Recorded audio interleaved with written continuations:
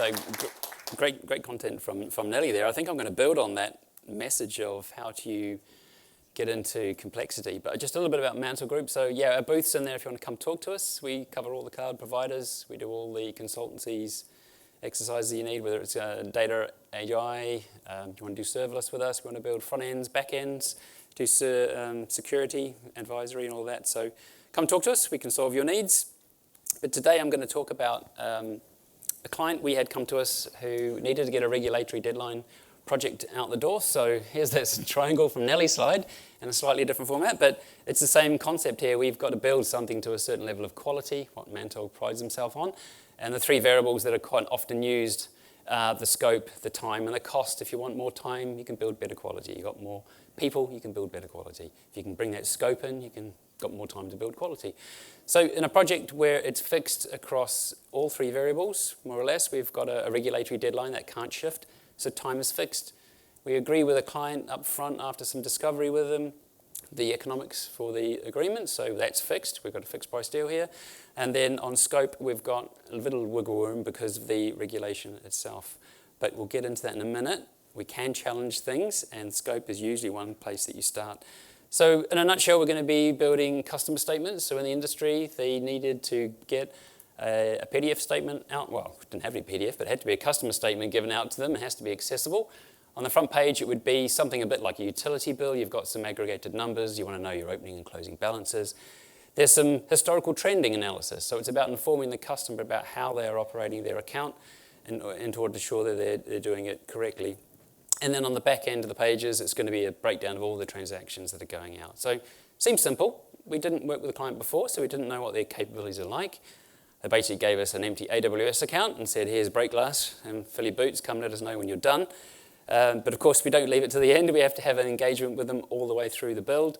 And how do we go about doing that? So we need to first start by fanning out our team. We've got just one squad engaged on this. So we've got 2 UX designers. We have 2 AWS engineers, and we have 2 data engineers. And sitting across top of that would be a delivery person as well. So given that it's a fairly small team, I do like doing projects on tight deadlines with small teams. The more people you put in a team, the bigger the overhead. You seem to go slower in actual fact. So what we want to do is get the designers working in Figma. They're going to be doing wireframes, mock-ups, thinking about the customer experience. So whilst it's regulatory driven, and that's our goal, we want a good outcome for the customer as well. So it's important to work with our client on that. The data analysts are going to go into Snowflake, which is the data warehouse of choice for the client. That's a SaaS provider. We're going to bring and create the PDFs in AWS because they've already got mobile devices and front ends coming into AWS. So naturally, we'll put that into an S3 bucket. So we're going to go and start discovering what's in Snowflake. Do they have the data in the shape that we need it? Is it arriving on time? Is it a complete set of data? And do we need to do data scrubbing and normalization? Not to forget, we have to understand their business anyway, so it's not just to take a few lines of database and stick it on a statement. It's more complicated than that. And there'll be some aggregations and trend analysis involved. So the no regrets work that we want to start in week 1 is to start getting data out of Snowflake. How do we connect to it from AWS? We want to generate some PDFs. Whilst that's fairly trivial to do in most language stacks, you often find the designers will have a nice design, and when you render it, they don't like that colour of blancmange that you've interpreted from them, or there's a font that's not quite right, and you end up in this conversation. So we'll steer clear of all of that work. That can happen in Figma, but we'll start doing some PDF generation. And then we want to shift left in delivery things that are going to block us going to production. So it's important to think about security, your data governance, things that you will get to the last 2 weeks before deployment, and someone puts their hand up and say, you can't go to production because you haven't solved this audit control. So let's think about that early. It's important to get that left. So we'll talk about that as well. So it's all good and well spanning out the team. We need to have people focused on a common goal. So a little bit to what Nelly was talking about, we're actually not going to go down a heavy Scrum process here. We need to be very agile in what we're doing, in the sense that this week we're going to make a commitment to ourselves that the Figma designs will be showcased to the customer. We want immediate feedback from them on how that's going. They're trying to identify key data elements that's in the legislation, and if they don't get that right, we don't know what data we need in the data warehouse to pull through, so that's important to get there. The data engineers are going to be showcasing their discovery of the data in Snowflake, showing up queries, aggregating it, findings, lots of questions coming out of that. And the AWS engineers have got a few no regrets around, well, we're going to go serverless first on this. And it's a gut feel for your lead engineer. They feel it's right. You don't know, and this is at the start of a project, is making sure that we start finding out if we're making the right decisions through using data to tell us whether we're making the right architecture choices. So shift left architecture, we've got the load Lambda here talking Snowflake. It's in a VPC. That way we can fix the IP address. So in Snowflake, when you connect, you can do IP whitelisting. It knows it's only going to accept your connections from your VPC. And we add a private key on that, so we're not using less secure user pane passwords. So ticking the box on that, we won't get questioned on that one again. We've got a DynamoDB table, which we'll get into about. This is going to drive some of our scalability. And we're deploying a Lambda, which is doing PDF generation. Now, these are TypeScript. We just take an NPM package, stick it in, generate a PDF. It's not doing anything at this stage, but we demonstrate that we've got Hello World with a company logo on it. And this proves to our stakeholder that in week one, we're all actively working towards building a PDF, and we have access to tools. There's no big onboarding bottlenecks, and we're not getting held back on what we're doing. So we're able to self-serve as a team. Interesting that you look at the data and you take one account ID from a customer and you tell the whole team, if you're designing on Figma, we'll just do this account. This is our model customer we're going to use. And they will have some history for the summary page, and they'll have a transactions for the transactions page. You make sure that that data is always available throughout the build, and you're going to play that data through every day, multiple times per day, whenever you make code changes and push. That means that the entire team, when they come to showcase at the end of the week, they know that that account 123 is flowing through the thin slice of our architecture. People call about the walking skeleton. Is essentially what we're doing. It's important to do the integration points first without fattening up things. What's nice about functions as a service is that we can get one developer working on the load Lambda, and that becomes a context boundary. You're only dealing with reading from Snowflake and putting it in Dynamo. It doesn't know anything about PDFs. The guy who's doing on the PDFs, it only knows about DynamoDB, sending it an event, and it's going to generate and put it in the S3 bucket. So we're not doing a big blob of logic. It's quite often a microservice becomes a blob of a microservice and does everything and everything. So we're using advantages of serverless in this case. And we'll get into the scalability. So let's try and break that design. We need to stress test early. The data engineers in Snowflake are looking at 5 years of customer data and saying, what's the biggest month that we've got? We need to take that as one of our sample sets and play that through. So given that we're going to go to production and that's our peak load, we also want to think about forecasting ahead to next year and the year afterwards. So let's do 2 or 3 times that data before signing off that we're good. But remember, we're in the early weeks. These are the things we're telling ourselves. We're going to try and break our design as we build it. And we need the data to do that. So customer profiling, the typical customer will have a cover sheet with 6 months history, so we've got charting on that and some transactions. But what are other customers like? We might have a customer that's new to the platform. They don't have any history, but they've got transactions this month. That might break our charting. So let's put that into our pack. What about the customer who's recently left the platform? So they've got some history, but there are no transactions this month. What does that look like? Let's find the customer that got the biggest amount of transactions they can find, and we'll get into that in a minute. So we try and break it on that, and so on and so forth. So you end up with sort of half a dozen, maybe a dozen cases. And these are data sets that you will play through, and in the showcases, we will show the designs for those customers and how that looks. So you might find things like, how do you do a chart when there's no data? What should that, it's a really hard question. If that had been at the back end of the project, you'd end up with suddenly trying to make designs and fix that late on. So we're shifting left some of these risks to building. So we're only going to use numbers. This is a very simple thing. The first week, going into a showcase, and I thought, I haven't put any numbers down, so let's just run that Lambda that does the PDF generation. And this is a very naive implementation of basic Lambda, not tuned. Take the NPM package and put a logo on it. And running it, that'll take 2 seconds. So if we consider, what if we had to do 100,000 customers? That would be 55 hours if we process them one at a time. So that's not great, but it's working. Start with working software in preference before you do tuning afterwards. So everything about my talk today is about doing the simplest thing possible, because at any given moment we might throw it away and start again if we find it doesn't fit purpose. So we'll come back to that. There's concerns at this showcase, which means the following week we'll be spending time looking at the performance of this Lambda to try and see if it's still fit for purpose. On the load Lambda that talks to Snowflake, that's performing very well. You can query one record in 1 second, which is quite good for going over a public network. And then we start ramping up the amount of records that we're pulling back. And we break it by going at 20 million records in a single query.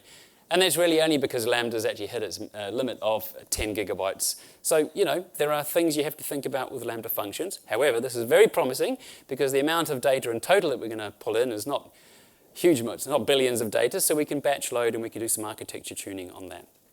Our data analysts are looking at the history of data, and we've got 99.9% of all customer statements have up to 20,000 transactions on it. Now, we're comfortable from our spiking that we can produce that. It's these outliers that are worrying us at the moment. We have 0.1% of the population which will blow up the Lambda. And now, this is still naive, untuned code. It's just what we're throwing through. So it's telling us we're a bit concerned. I'll put a bullet point here. You've actually got 300 pages. If someone has 20,000 transactions, you wouldn't want to receive that in the post, believe me. But the ones that are the outliers, you've got up to sort of 1 million in some cases, which is sort of bonkers. And even though you go back to the regulators and say, this doesn't make sense, well, the regulators are saying you must do, so we have to do. So we can't do that, but we talk to our product stakeholders and we say, look, if we go into production with 99.9% done, and we've still got this 0.1% to do, is that acceptable? And that goes on to the risk log. Someone manages that and we make a decision, okay, that's fine. Otherwise, we have to pivot away now and try and solve this problem. We could burn a week trying to solve it. Whether we're in a fat container, it still might be problematic. We're better off moving forward and iterating for the 99.9%, which is high value and low cost. So let's grow the architecture now. We've got the same diagram across the bottom, Snowflake into the bucket. We now have to put on an API gateway. We now need to start serving up the customer statements when they're logged into the mobile device. It shows them their list, and that's the reason we've put a Dynamo table in here, so we're not going back to Snowflake at this point for nice and performance. It also means that we'll be serving the content from the bucket as well. Again, thinking about what are we going to go to in production, what are people going to have challenges us on, and that's the security aspect. So given this empty AWS account we've got, we've actually had to stand up the whole stack here. So we've gone and registered a subdomain so that bearer tokens and single sign-on cookies are visible to us from the main website. So we've put Cloud Front-End API Gateway. We have a TypeScript Lambda again doing the authorization. That can check that your bearer token is current and active by just talking to the single sign-on service. And the API Lambda is going to be serving the list of statements available for that customer from Dynamo. Everything is TypeScript NPM. We've specifically chosen that because it's a good fit for API-facing Lambdas. At the back end, we knew we'd found NPM package to do PDF generation, and it supported Snowflake connectivity. We could have chosen another language. We could have gone polyglot. Resist the temptation. You don't want to be building your build stacks and your CI/CD pipelines for different polyglots. You just want something that works. So we have a mono repo at the back. We have the Terraform. We're doing infrastructure as code from day one. The client did tell us that they'd be happy if we just point and click around the console to stand up our infrastructure, and we'll lift all that out and put it into production for you. I'm going, no.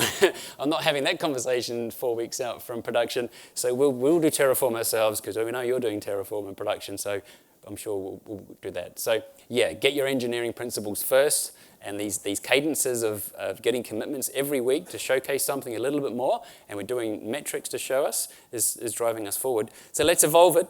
The key to the scalability part of this project is around this DynamoDB and the event stream. Temptation is to put in Kafka. Maybe you want to put in SQS or SNS, or why don't you put in an event bridge, something like that. Well, actually, we can get a lot of value out of something that's very, very simple that comes off DynamoDB almost for free. You just turn on an event stream.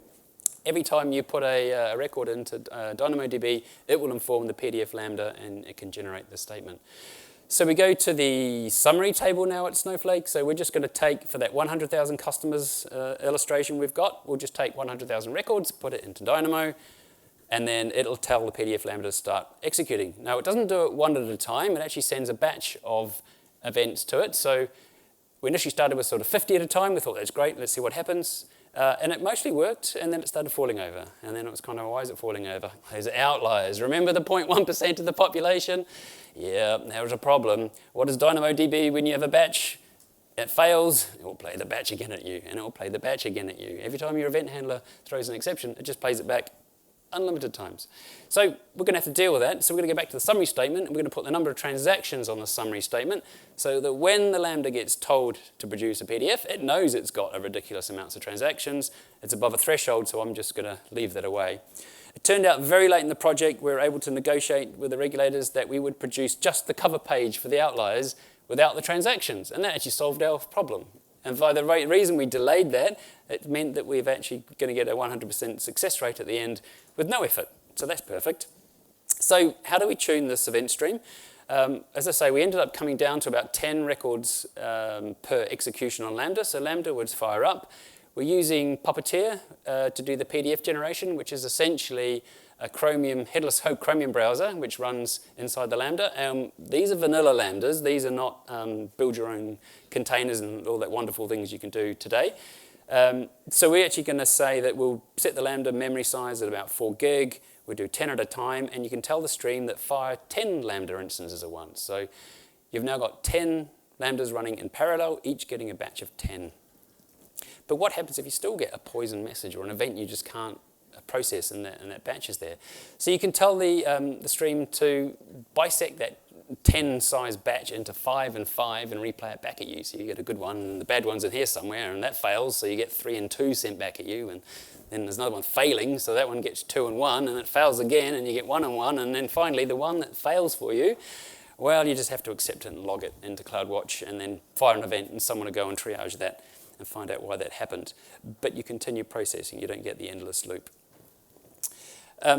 So this is all config. There's no code change to make this happen and get all the scalability for free. We've kept it very, very simple, and we've allowed the infrastructure to scale for us. The code that we did in week 1 for these Lambdas is by and large the same. It's not really doing anything different than near the end of the project. So these are the event stream parameters that we've put in if you're interested. I won't go into detail now, but the batch size we talked about, that's the size of the number that you get in one execution.